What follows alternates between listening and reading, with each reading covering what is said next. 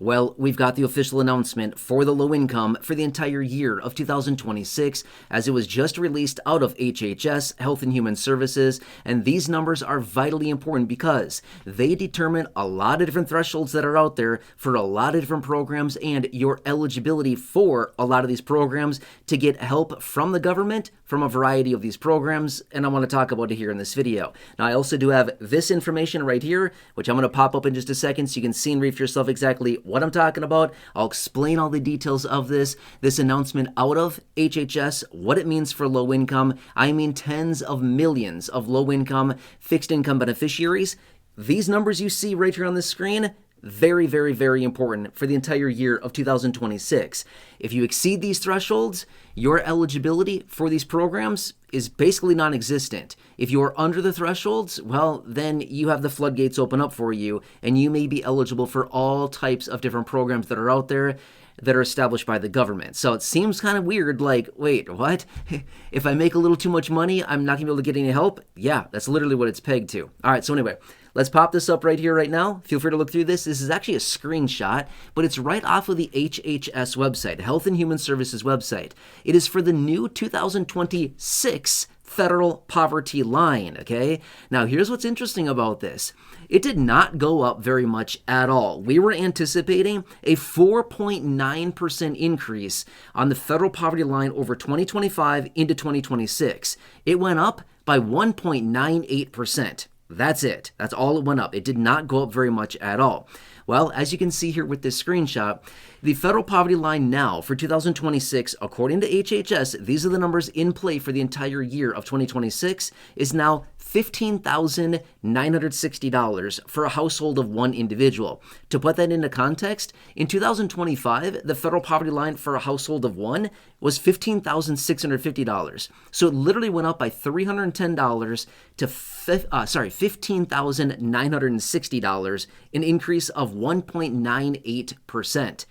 That's an interesting one. Now, a household of two is $21,640, and going out to a household of four individuals is an even $33,000, okay? And obviously, as you saw with that screenshot there, it goes all the way up to multiple people within a household. Very important thresholds. Now, why do we care about this? There's actually a lot of reasons why we care about the federal poverty line. It's actually a very, very, very important metric that we need to watch. First off, drop a comment down below. Why do you think, I'm just curious, I would love to hear your answers down below, by the way.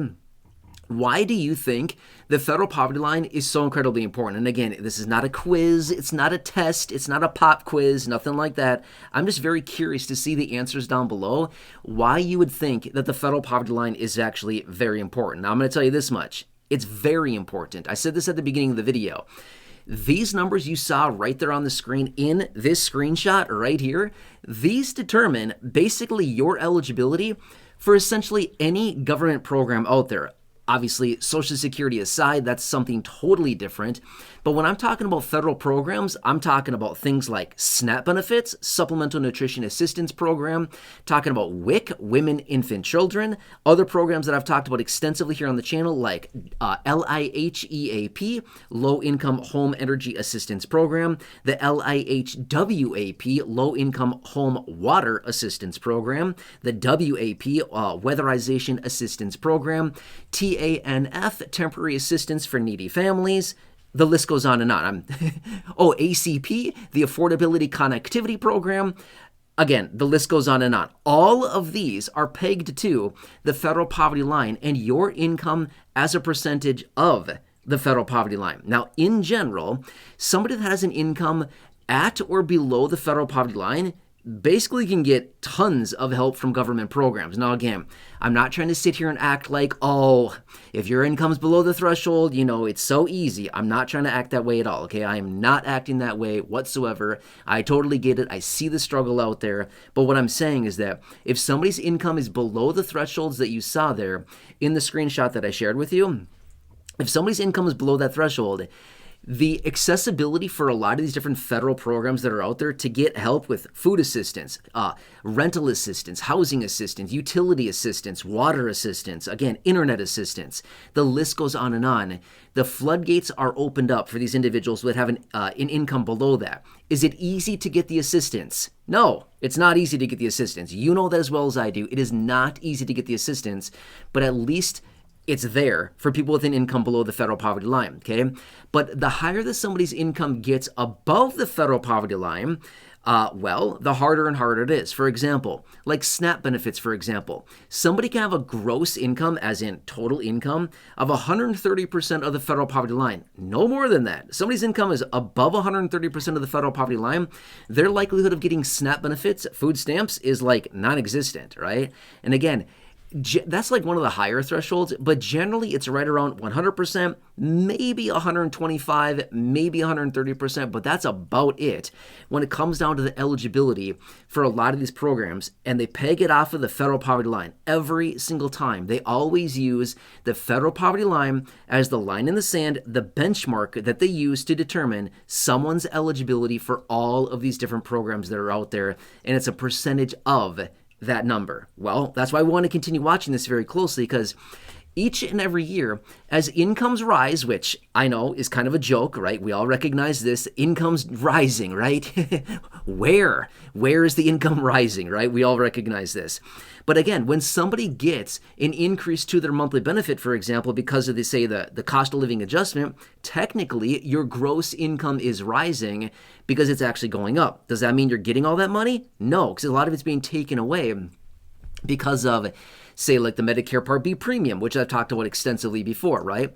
So your gross income is rising, but doesn't mean you're getting all that money. But my point being is that when somebody's income rises, if they don't actually update the federal poverty line each and every year to account for that as well, more and more people are going to lose access to benefits. Does that make sense? So it's important. It's very important that the federal poverty line continues to increase every single year just to keep up with this, because as incomes rise, like I just said, if the federal poverty line doesn't rise and it just sits there and it doesn't move at all, more and more people will be losing access to these programs every single year. So it's actually a very important metric to determine where somebody's income is as a percentage of the federal poverty line. Are they above or below? If they're above, how much above?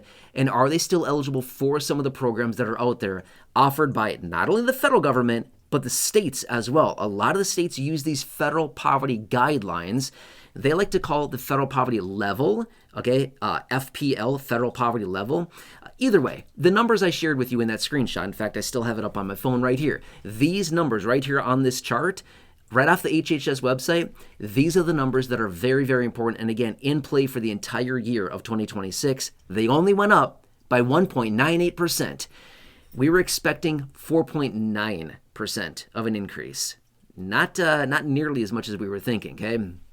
Now, there's a whole variety of other reasons here as far as why the federal poverty line is actually very important, but we can dig into that in a future video if you want to. But there's proposals out there. I'll give you a quick little teaser. There's proposals out there to raise benefits up to a minimum of the federal poverty line. There's proposals to flatten out benefits at the federal poverty line, and all kinds of other numbers that they've played around with pegged to the federal poverty line. Pretty important stuff. Anyway, these are the new numbers. They're usually released right around kind of the first couple weeks or so of 2000, or the new year, I should say, the first new year. But here we are, right? So still very early on in the new year right now. These are the new numbers. They're going to be in place all the way out until probably right around the first 2 weeks or so of 2027 when the new numbers will come out. That's obviously a very long time from right now, but these are the new federal poverty line, federal poverty level, federal poverty guideline, whatever you want to call it.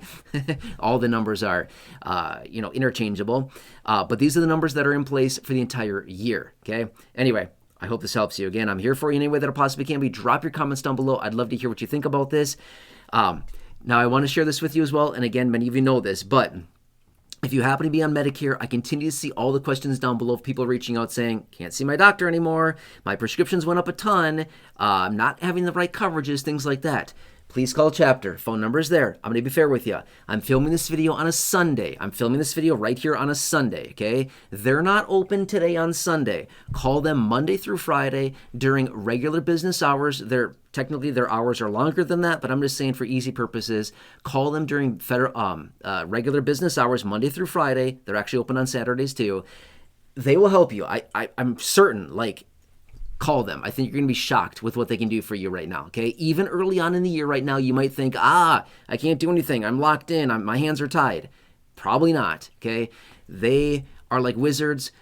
It's a team of trusted advisors. They have access to over 20,000 plans across the country. Let them help you. It's free. You can see it right there for yourself. Free Medicare help. It doesn't get any more clear than that, right?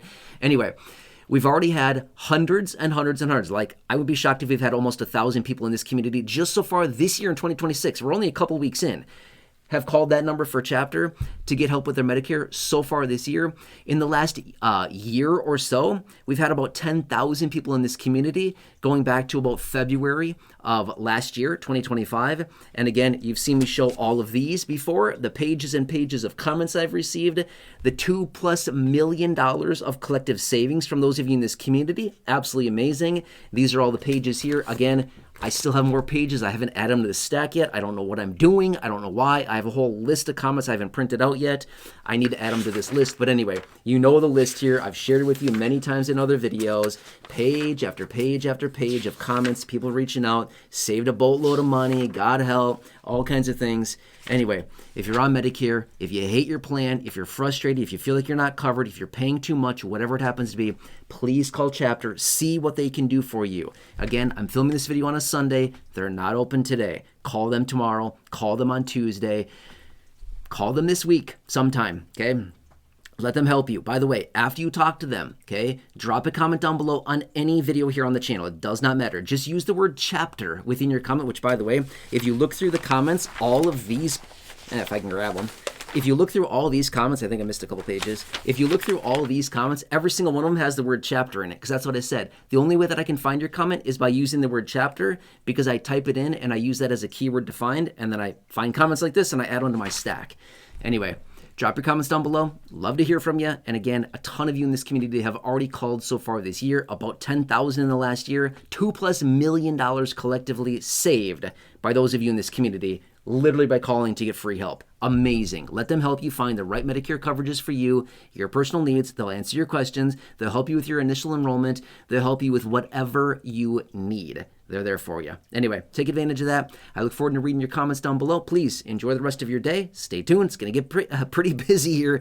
It already is. All right, anyway, enjoy your day. Thanks so much for being here. Have a good one, and I'll catch you again later in the next video.